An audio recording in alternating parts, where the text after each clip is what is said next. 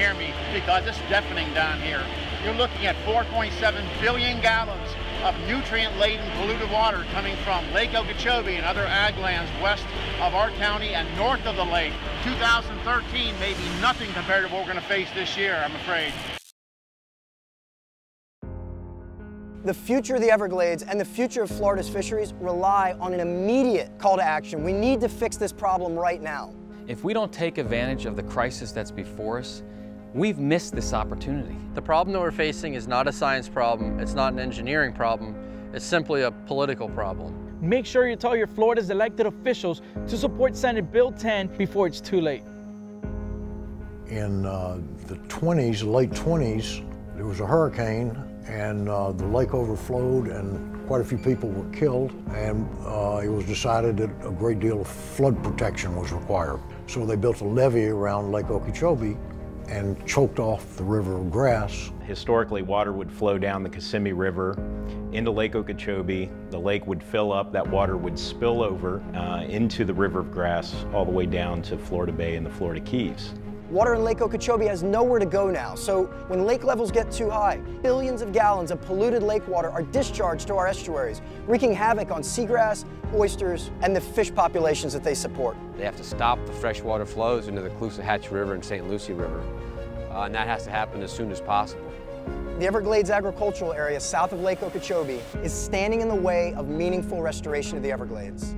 The blame has been shifted back and forth for leakage, causing these big algal blooms and causing seagrass die-offs. We know, because we live here and we see it, that we don't have massive algal blooms during dry years. We only have it when the lake is discharged. Not only do they control the lands and they control the water flow up there, but they control the politicians that control the water flow. And that's our only issue at this point, is political will.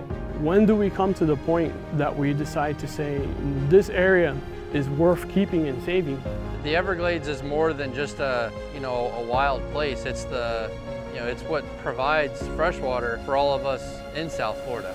There's not enough fresh water going through the Everglades into Florida Bay. That's resulted in salinity or salt content in the water that's so high that it's killed seagrass. There's been a lot of algae blooms in Florida Bay.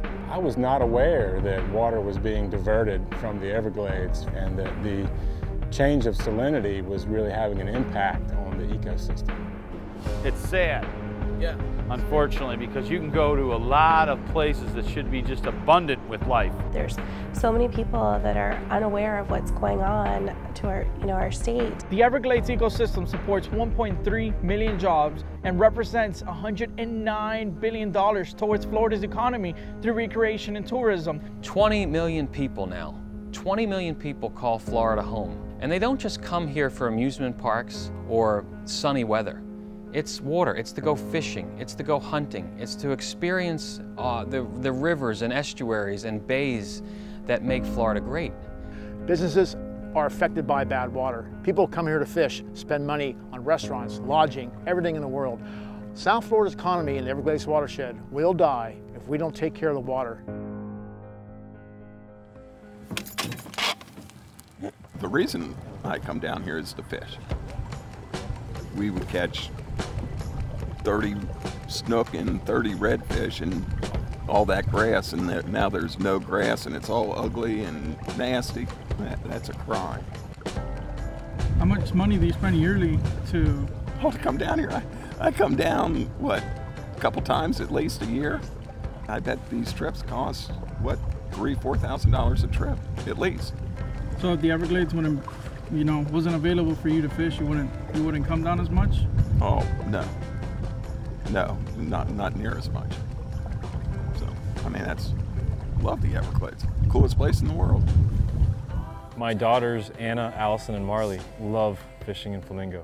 I was so happy to find out that they loved doing it. I was concerned they wouldn't, and I never imagined that we'd be in a situation where it just may not be here for them. It may not exist, and that's pretty devastating to me.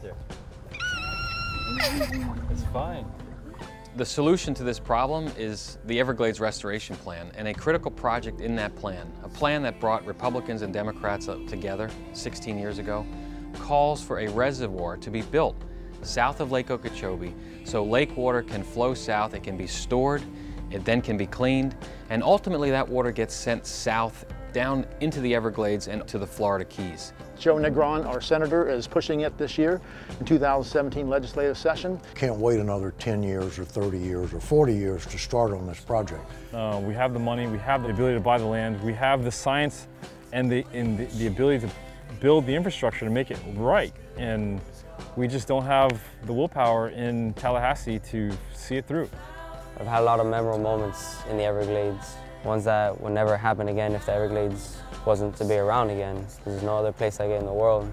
And I feel other people think the exact same way.